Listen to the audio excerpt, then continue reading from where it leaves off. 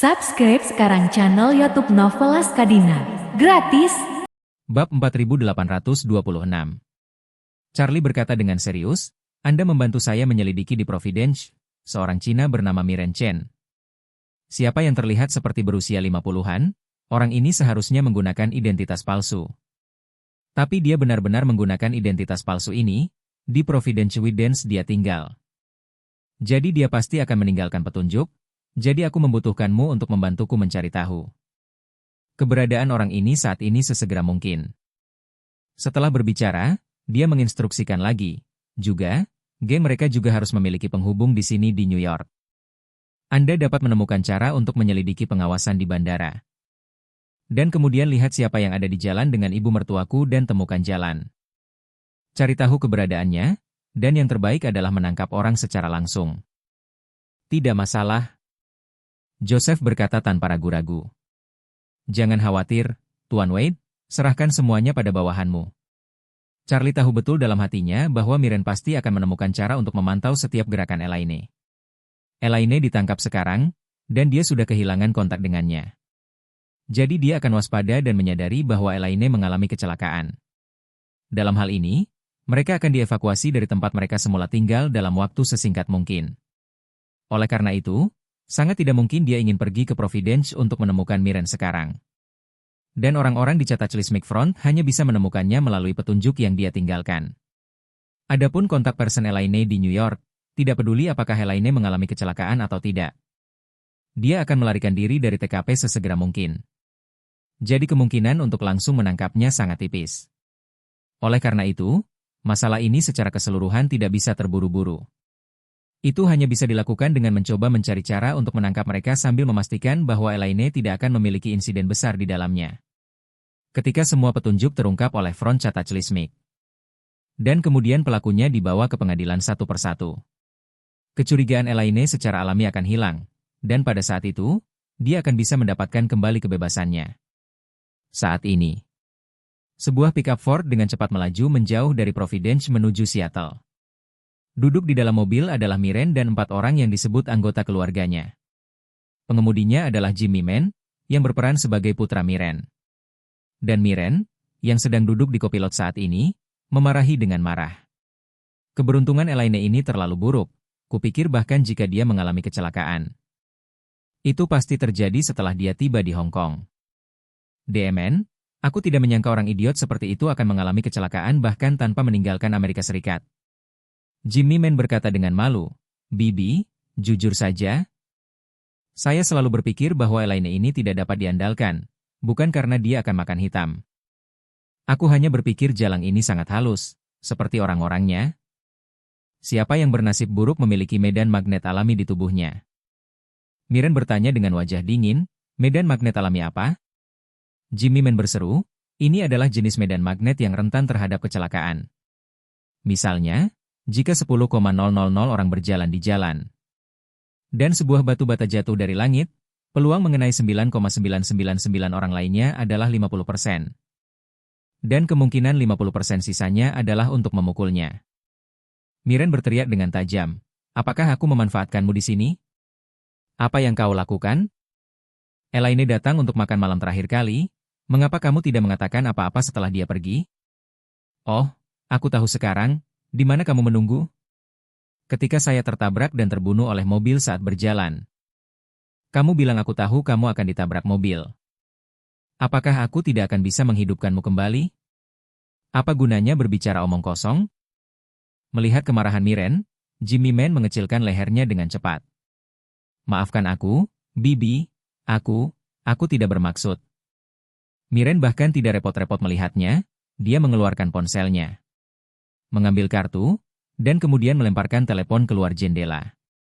Setelah itu, dia berkata kepada Jimmy Man, berkendaralah ke depan sejauh 20 km, lalu belok ke selatan. Dia bertanya dengan heran, Bibi, bukankah kamu pergi ke Seattle untuk menghindari pusat perhatian? Apa yang kamu lakukan ke selatan? Miren berkata dengan dingin, aku akan ke Meksiko, masalah Elaine sudah basi. Dan dalam masalah putra Sisterio, kita tidak boleh membuat kesalahan. Bab 4827. Ketika Charlie bergegas kembali ke New York, hari sudah malam. Karena Stella dengan ramah mengundangnya untuk tinggal di rumah Faye sebelum dia tiba, Charlie setuju. Bahkan jika dia pergi ke hotel untuk sementara, ada banyak ketidaknyamanan. Relatif nyaman untuk tinggal di rumah Faye sementara. Ketika helikopter tiba di rumah, keluarga Faye keluar dengan rapi untuk menyambutnya lagi.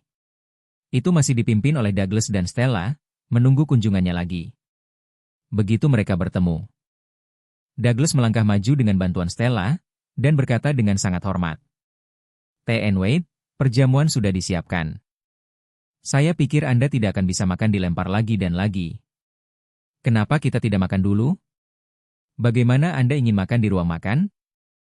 Charlie belum makan sejak mengantar Elaine sore hari. Begitu Tuan Faye mengingatkannya, dia merasa sedikit lapar, jadi dia mengangguk dan berkata, "Terima kasih Tuan Faye karena sangat bijaksana, maka saya akan tidak sopan." Douglas berkata dengan cepat, "Mr. Wade, kamu terlalu sopan, ini yang harus kita lakukan." Setelah berbicara, dia berkata kepada Charlie lagi, "Ngomong-ngomong, Tuan Wade, jika kamu ingin diam, maka aku dan Stella akan menemanimu. Bagaimana menurutmu?" "Oke." Charlie mengangguk dan berkata, "Lebih baik jika ada lebih sedikit orang. Ayo makan yang sederhana, dan tidak perlu terlalu rumit." Douglas sedikit mengangguk dan berkata dengan hormat, "Tuan Wade, silakan datang ke sini." Keluarga Faye lainnya menyaksikan mereka bertiga memasuki villa di tempat. Dan kemudian mereka bubar diam-diam satu persatu. Sementara Charlie, ditemani Douglas dan Stella datang ke ruang makan villa utama. Pada saat ini, ada pesta mewah di ruang makan. Setelah Douglas mengundang Charlie untuk duduk, dia berkata dengan hormat, "T.N. Wade, aku sudah berkonsultasi dengan pengacara tentang urusan ibu mertuamu. Artinya kalau bisa menangkap dalang di balik layar, maka masalah ini bisa diselesaikan dengan sangat mudah." Keluarga Faye dianggap sebagai kekuatan yang kuat di New York.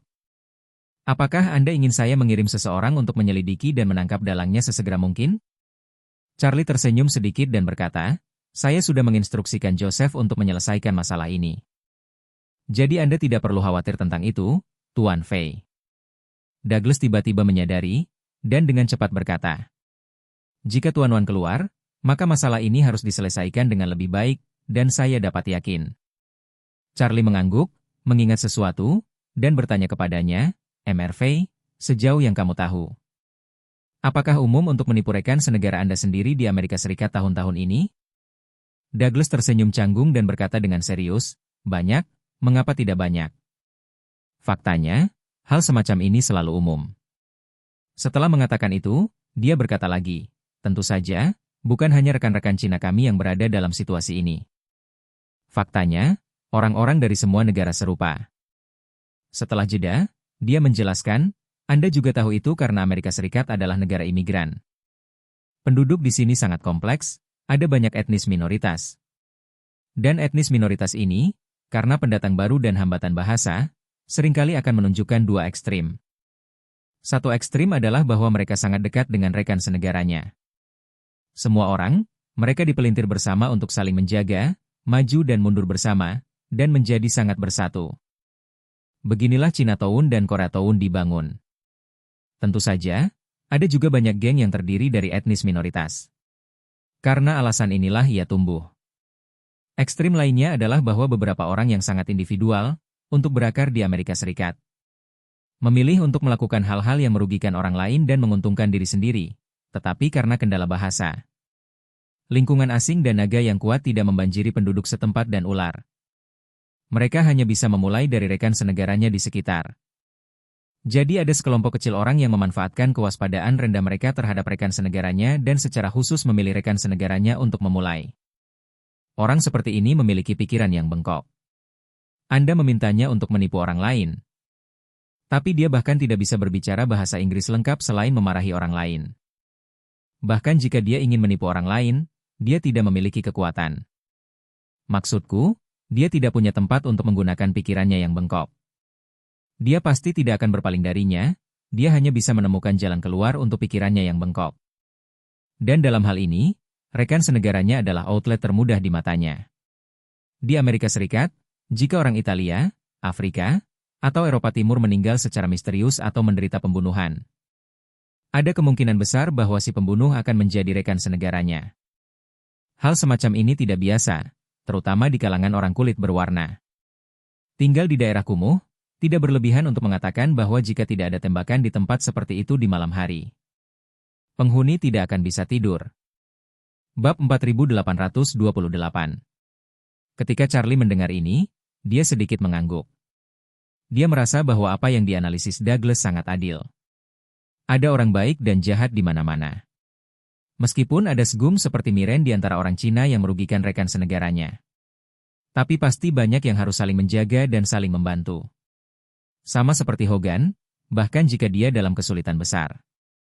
Di New York, dia mengorganisir dengan orang Tionghoa lainnya untuk membantu anak-anak Tionghoa yang kehilangan keluarga mereka. Memikirkan hal ini, Charlie berkata dengan ekspresi muram. Sebagian besar orang Cina dapat bersatu di luar negeri. Tetapi kambing hitam inilah yang memilih untuk menyakiti rekan senegaranya. Tidak tahu berapa banyak yang telah tertipu. Douglas mengangguk dan berkata, "Omong-omong, Tuan Wade, saya meminta seorang pengacara untuk membantu saya mendapatkan kembali contoh kasus serupa dalam beberapa tahun terakhir. Pada akhirnya, sebagian besar kasus serupa mereka tidak menemukan dalangnya. Semua pengangkut tanpa disadari akhirnya dihukum, dan di antara mereka yang ditangkap. Tidak hanya orang Cina, tetapi juga orang Jepang, Korea, dan orang-orang dari negara lain. Seharusnya ada organisasi kejahatan yang sangat besar di balik ini." Charlie bertanya kepadanya, apakah polisi tidak menemukan dalang di baliknya? Douglas tersenyum tak berdaya, dan berkata, "Umumnya, dalam organisasi semacam ini, isolasi risiko internal dilakukan dengan sangat baik. Ini setara dengan membuat beberapa pintu api. Jika apinya terhalang, mereka akan mengembangkan kembali daun line periferal. Jika mereka tidak bisa menghentikannya, mereka akan menutup pintu api kedua sampai bisa diblokir. Oleh karena itu, mereka telah kehilangan beberapa anggota periferal begitu lama. Tidak hanya anggota inti yang tidak menghadapi ancaman apapun, tapi sebaliknya mereka mengumpulkan sejumlah besar kekayaan dan sumber daya, dan kekuatan mereka menjadi lebih kuat." Charlie mengangguk dan berkata dengan dingin, "Artinya, anggota inti organisasi ini memiliki banyak kambing hitam. Setiap kali terjadi kecelakaan, hanya perlu menyeret sekelompok orang keluar untuk menghadapi guntur." "Ya," Douglas berkata, "ini adalah kelemahan hukum dalam keadaan tertentu. Di tingkat hukum, suatu kasus pada dasarnya bisa ditutup asalkan prosesnya bisa diselesaikan. Dan akhirnya bisa konsisten secara logis. Sekarang, sama seperti ibu mertuamu, jika kamu menyerahkannya ke polisi untuk diselidiki. Mungkin setelah beberapa orang doking tertangkap, pasangan ini akan menanggung semua kesalahannya sendiri. Selain itu, mereka telah menyiapkan serangkaian argumen dan rantai bukti yang lengkap. Untuk membuktikan dengan sempurna kepada polisi dan hakim bahwa kebenaran adalah seperti yang mereka katakan, Anda dapat mempercayainya, atau Anda dapat mempercayainya. Dalam hal ini, bahkan jika Anda tahu bahwa mereka memiliki tangan hitam di belakang layar, selama mereka menggigit dan tidak melepaskannya, akan sulit bagimu untuk melanjutkan penyelidikan. Setelah korban masuk penjara, dan masalah ini selesai ketika pusat perhatian berlalu, dalang di balik layar mereka akan terus menggantikan sekelompok orang baru untuk terus menjalankan bisnis. Charlie mengerutkan kening dan bertanya, apakah efisiensi polisi begitu tidak efisien? Bahkan tidak bisa melawan geng kriminal? Douglas berkata dengan senyum masam, jika mereka benar-benar ingin bertarung, mereka pasti akan bisa bertarung dengan bersih. Tapi alasan mereka tidak bisa bertarung dengan bersih adalah karena di sini mereka suka bermain koeksistensi. Dan mereka sama sekali tidak ingin bertarung dengan bersih. Setelah jeda, Douglas berkata lagi, di negara ini, senjata adalah bisnis yang jujur. Dan beberapa hal yang dilarang di negara lain dapat diperdagangkan secara bebas di sini. Dan bahkan penjara adalah semacam bisnis pribadi. Belum lagi fakta bahwa polisi didukung oleh wajib pajak. Dan alasan mengapa pembayar pajak dapat menerima biaya polisi yang tinggi adalah karena tingkat kejahatannya terlalu tinggi. Ada banyak etnis minoritas dan sangat berantakan. Selain itu, kesenjangan yang besar antara si kaya dan si miskin akan membawa banyak faktor yang tidak stabil. Ditambah dengan proliferasi senjata, dan sejumlah besar imigran dan imigran ilegal. Jadi sangat mengurangi biaya kejahatan bagi penjahat. Dan pada saat yang sama sangat meningkatkan tingkat keberhasilan kejahatan mereka. Semakin besar lingkungan, Semakin mudah bagi etnis minoritas tersebut untuk memilih mencari nafkah dengan melakukan kejahatan. Dan semakin banyak etnis minoritas yang memilih untuk melakukan kejahatan secara alami akan membentuk geng. Inilah alasan lahirnya geng dalam masyarakat Amerika. Akar penyebab masalah geng tidak akan pernah terpecahkan tanpa mengatasi faktor-faktor ini pada akarnya.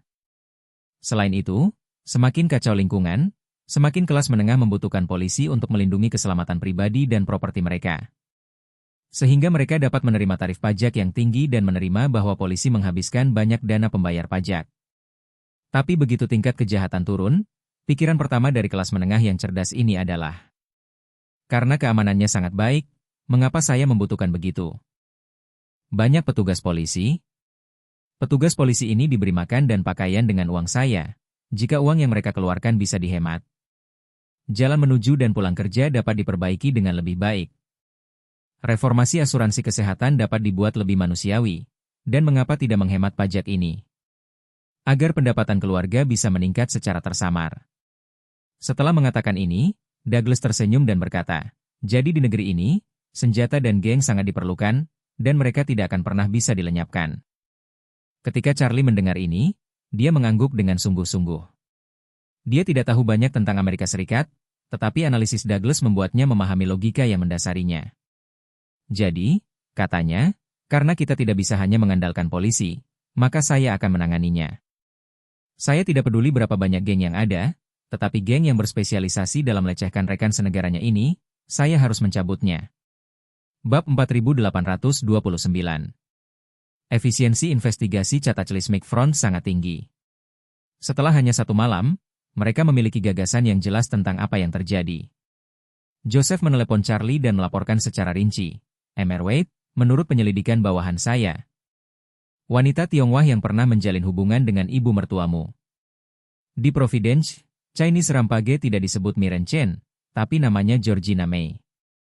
Georgina May? Charlie mengerutkan kening dan bertanya, dari mana asal wanita ini? Joseph berkata, Georgina ini, yang datang ke Amerika Serikat secara ilegal sendirian lebih dari 20 tahun yang lalu. Awalnya berharap bekerja di Amerika Serikat untuk mendapatkan uang. Bangun rumah untuk kedua putranya di rumah dan nikahkan mereka. Dia menggunakan semua tabungan saat mentransfer dari Cina ke AS. Setelah tiba di sini, dia mengubah namanya menjadi Hazel Huang. Dan bekerja sebagai pengasuh untuk keluarga Tionghoa di Chinatown setempat. Alasan mengapa dia menggunakan nama samaran adalah karena penyelundup yang membawanya ke Amerika Serikat memberitahunya bahwa karena dia tinggal secara ilegal di Amerika Serikat, tidak ada yang harus tahu identitas aslinya. Dimungkinkan untuk mendapatkan kartu hijau dengan identitas asli Anda lagi. Tetapi jika seseorang mengetahui bahwa Anda adalah imigran ilegal, akan sulit untuk mendapatkan kartu hijau lagi. Setelah berbicara, Joseph berkata lagi, Georgina menemukan seseorang di Chinatown untuk membuat kartu identitas domestik palsu. Dengan nama samaran Hazel Huang. Charlie bertanya kepadanya, lalu bagaimana wanita ini berubah dari pengasuh menjadi penjahat? Yusuf berkata, Tuan Wade, alasan spesifiknya masih dalam penyelidikan. Karena dia telah berada di Amerika Serikat selama lebih dari 20 tahun. Dan sebagian besar waktu dia berada di Amerika Serikat sebagai imigran ilegal. Pengalaman itu membutuhkan penyelidikan mendalam, tetapi ada petunjuk bahwa majikan pertama Georgina datang ke Amerika Serikat. Pada tahun ketiga kedatangan Georgina di sini, mereka menemukan api. Dan dari keluarga 4-3 meninggal. Ibu dan anak bungsunya, yang berusia kurang dari 1 tahun, hilang. Kami menduga Georgina seharusnya yang membakar. Dan anak itu dibawa pergi olehnya, kemungkinan besar dijual olehnya. Mendengar ini, Charlie bertanya dengan dingin, apakah polisi tidak menyelidiki dan mendeteksi hal sebesar itu? Joseph mengatakan, polisi yang tidak bertanggung jawab melakukan penyelidikan awal setelah kebakaran. Dan diketahui bahwa penyebab kebakaran adalah pemilik laki-laki merokok di ruang tamu dan menyalakan sofa. Yang menyebabkan kebakaran di ruang tamu. Itu adalah sebuah kecelakaan. Mengenai anak yang hilang, polisi belum memberikan pernyataan yang jelas. Saya melihat melalui file yang relevan. Saat itu, tetangga memberikan petunjuk kepada polisi. Mengklaim bahwa selalu ada pengasuh bernama Hazel di rumah majikan. Setelah kebakaran, pengasuh dan anak berusia 1 tahun hilang, jadi dia sepertinya pasti terlibat. Namun, Setelah polisi saat itu membuat pengakuan, mereka tidak melakukan penyelidikan mendalam atas masalah ini dengan alasan bahwa tidak ada jejak pembakaran yang ditemukan dalam api dan tidak ada harta benda yang hilang di tempat kejadian. Adapun yang disebut Hazel, karena tidak ada data gambar tentang dia saat itu. Polisi yang menangani kasus saat itu hanya memasukkan nama seperti itu di sistem kepolisian dan meminta polisi untuk membantu penyelidikan seorang wanita Asia bernama Hazel Huang. Tapi ini tidak memiliki konteks. Dalam 20 tahun ke depan, beberapa negara bagian di Amerika Serikat memang pernah menjumpai wanita Asia bernama Hazel. Tapi setelah penyelidikan oleh polisi setempat, mereka menemukan waktu itu. Ketika orang-orang ini datang ke Amerika Serikat tidak sesuai dengan kronologi kejadian. Jadi ini sudah berakhir. Charlie bertanya kepadanya, bagaimana kamu mengetahui bahwa wanita ini, yang menggunakan identitas palsu Hazel saat itu, adalah Georgina saat ini? Yusuf berkata, Tuan Wade, saya menemukan video pengawasan luar ruangan dari Providence. Memperbaiki foto definisi tinggi Georgina, dan meletakkannya di jaringan informasi Cataclysmic Front. Dan salah satu dari mereka memberi kami informasi. Informannya adalah penyelundup yang membawa Georgina ke Amerika Serikat. Dan dia telah menyimpan informasi identitas semua penumpang gelap selama bertahun-tahun. Bab 4830. Charlie bertanya lagi, lalu apa identitas asli Georgina sekarang? Joseph menjelaskan, identitas aslinya adalah wira swasta yang memperoleh kartu hijau AS melalui imigrasi investasi. Sekitar 2010, dia lulus program imigrasi investasi EB5 di Amerika Serikat. Dan berada di pusat regional yang disetujui oleh layanan imigrasi AS. Dia menginvestasikan $1 juta dan secara resmi mendapatkan kartu hijau AS. Charlie berkata dengan dingin, seorang imigran gelap yang menyelundupkan ke Amerika Serikat untuk bekerja sebagai pengasuh anak. Dia benar-benar dapat menghabiskan $1 juta AS untuk imigrasi investasi. Selama bertahun-tahun, saya tidak tahu berapa banyak uang hitam yang dia hasilkan dengan menggunakan cara menipu orang ini. Setelah berbicara, Charlie bertanya lagi. Joseph, apakah kamu sudah menyelidiki situasi keluarga Georgina ini? Ya. Joseph segera menjawab, karena dia berimigrasi ke Amerika Serikat sendirian. Yang relatif jarang, jadi saya secara khusus menyelidiki keluarga dan menemukan bahwa semua anggota keluarganya saat ini tinggal di Tiongkok. Dan keluarga masih berhubungan. Mereka mendirikan perusahaan perdagangan impor dan ekspor. Menunjukkan bahwa sedang melakukan perdagangan impor dan ekspor antara China dan Amerika Serikat. Tapi sebenarnya perusahaan itu tidak punya bisnis, hanya cangkang kosong. Setelah berbicara, Joseph menambahkan, namun, kondisi kehidupan kedua putranya sangat baik.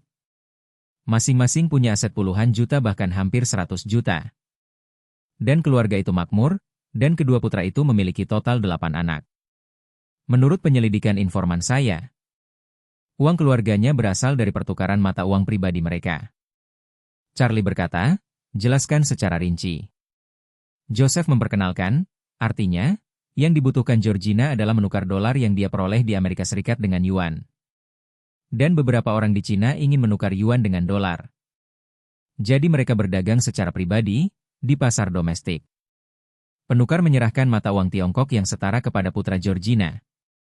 Dan Georgina menyerahkan dolar AS yang setara kepada kerabat yang lain di Amerika Serikat.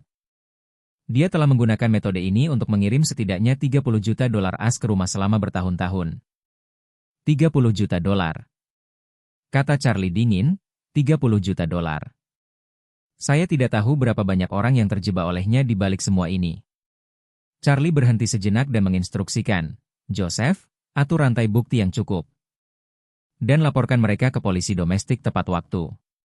Keluarga Georgina membantu Georgina untuk menyembunyikan, dan bahkan menggunakan pendapatan ilegalnya di luar negeri. Ini jelas merupakan pencucian uang.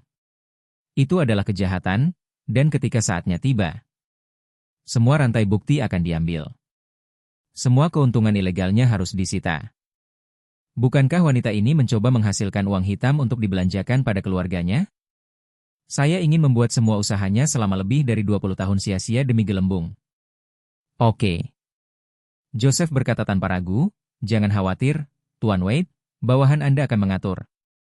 Pada saat ini, Georgina baru saja bangun di dalam mobil.